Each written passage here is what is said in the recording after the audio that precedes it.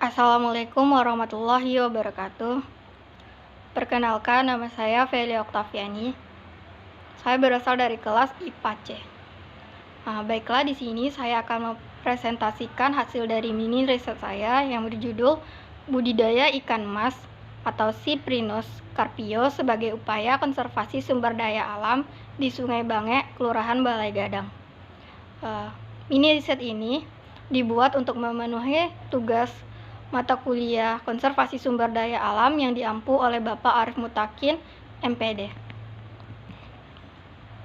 Baiklah, langsung saja masuk kepada latar belakang. Yang pertama, akan dibahas terlebih dahulu konservasi. Konservasi itu memiliki arti pelestarian atau perlindungan. Jadi, konservasi sumber daya alam memiliki arti salah satu upaya untuk pelestarian atau perlindungan terhadap sumber daya alam itu sendiri. Konservasi yang saya ambil ini adalah jenis ikan air tawar. Ikan air tawar itu di Indonesia menjadi negara penghasil ikan air tawar ketiga terbanyak di dunia. Makanya banyak sekali peminat ikan air tawar.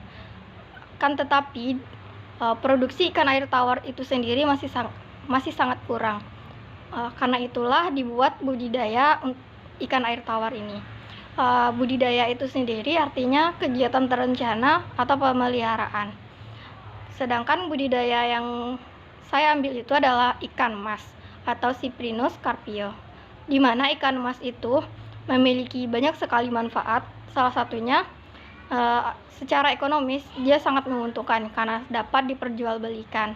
Lalu manfaatnya, karena ikan mas ini dapat dikonsumsi, secara kesehatan kandungan gizinya sangat tinggi, jadi baik untuk konsumsi oleh manusia.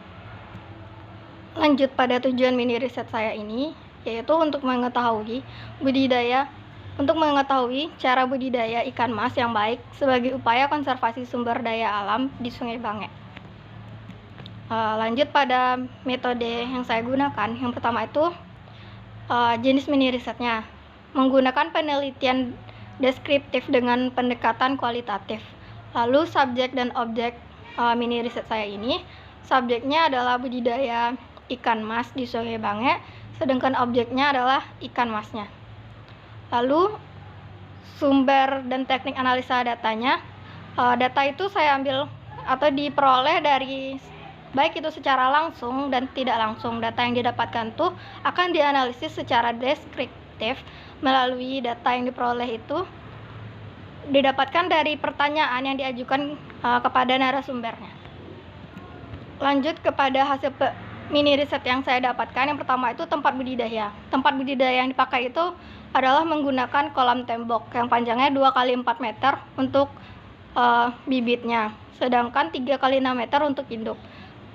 Lalu cara budidayanya. Cara budidayanya ini yang pertama yaitu menyiapkan kolamnya. Kolamnya itu harus diberi terpal dan harus dijaga kebersihannya agar ikan dapat hidup dengan sehat, dengan baik. Lalu cara yang kedua adalah menebarkan bibit. Menebarkan bibit ini juga ada langkah-langkahnya. Yang pertama itu adalah melakukan pemilihan bibitnya. Bibit yang digunakan itu harus menggunakan bibit yang unggul. Ciri-ciri bibit yang unggul itu, yang pertama adalah gerakan bibitnya itu sangat gesit.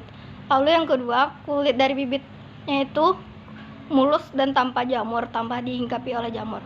Yang ciri-ciri yang ketiga, nafsu makan dari bibitnya itu baik.